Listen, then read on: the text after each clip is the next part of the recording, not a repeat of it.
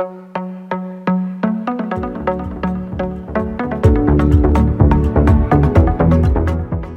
so marketing. I'm so excited to share with you all of my successes and my failures over the years with trying to get in with these doctors. First and foremost, have fun with your marketing. Don't sweat it. I know it's nerve-wracking, but these doctors are phenomenal. They want you there, they need you there. So just don't be afraid. Have fun with it. The way that I originally started and have found has worked best for me personally is I just went through what we used to have a phone book. We don't have that anymore, but go through a list of plastic and reconstruction doctors in your area. And I would sit down and call each one of those doctors to find out if they currently had someone in their office that is performing their 3D areola tattoos. And you're going to get a variety of answers. You're going to get, yes, we have our nurse that does that, or no, we refer out, or be prepared for a variety of responses. And so any of those that I feel like I want to market, I'll put their name and their address down on a piece of paper.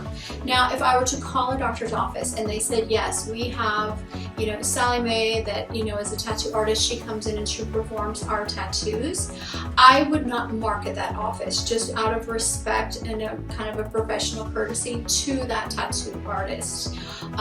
So where I would go from then is I would go through my whole list of all the doctors that I want to market, make a list who does not either have someone doing them, they're referring out, or either the doctor or a staff member is doing them. Get your list of people together, and then I kind of create a strategic map so I'm not driving all over the city. And then I'll get dressed up, and for me, when I say dressed up, I'm a firm believer, buy yourself a pair of scrubs, get you some nursing shoes. They don't have to be expensive, but look the part. Look like you already have this profession. You're already doing it. If you walk in a suit and heels and you're all decked out, you're gonna look professional, you're gonna look beautiful, but the doctors know that is not how you're gonna be coming to work every day to perform their patients' tattoos. So when you walk in scrubs and your hair's back and your makeup's on and you have the professional attire on, they can visually picture you in their practice. So show up like you're ready for that part. That to me is such vital information for me. And plus it's easier. I mean, who doesn't love scrubs? I love scrubs. So show up in scrubs. They'll cost you maybe $40 for a decent set. You can get scrub shoes for $20 or $30. So it's worth that initial investment. So then I would go into each one of these doctor's offices and I would leave them my marketing material. My personal marketing material is I like to make about 5 by 7 cards. I just go on Vistaprint. They're not expensive. I'll put a picture of myself.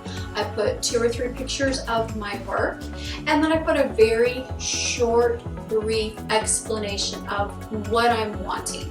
And for me personally, what I was wanting from these doctors was to let them know that I will come to you. You don't have to refer your patients out.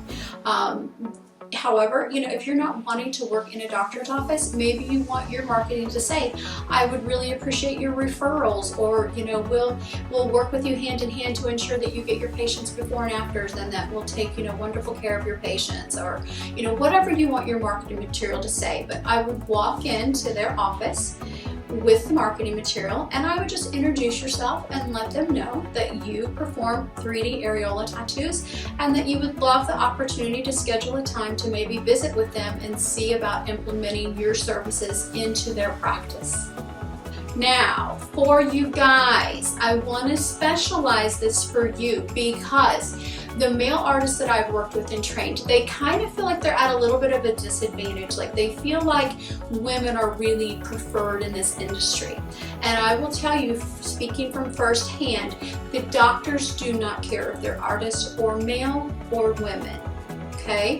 What the doctors worry about is how professional you look and how well you seem to perceive what your job duties are. And that goes so far above and beyond the artistic ability that you're giving these women. And I highly recommend that you go into that interview claiming it, that you're comfortable around women with breast cancer, you're comfortable seeing, women's breasts. I would not be shy or bashful. Don't be afraid to somehow address that you recognize your strength is that these women have lost their partners, and for a lot of these women, I'll be the first man that will see them, and that I take great, pride in knowing that I can maybe help them transition back into that dating world and not feel so self-conscious. But don't feel like you're at a disadvantage for being a man, because you truly are not. If anything, I feel like you do have some advantages. So just be professional, dress professional, wear scrubs as well. Even as a man, I wouldn't show up in a suit and tie. There's nothing wrong if you don't want to buy scrubs. You can show up in a suit and tie. However, the doctor is going to wonder what you would look like in his practice. Is he going to show up in shorts and a t-shirt? He knows you're not going to show up in a suit and tie at a tattoo. So take all the guesswork out of the doctor. Show up in scrubs, show up in your professional shoes, and he can instantly visualize you in his practice.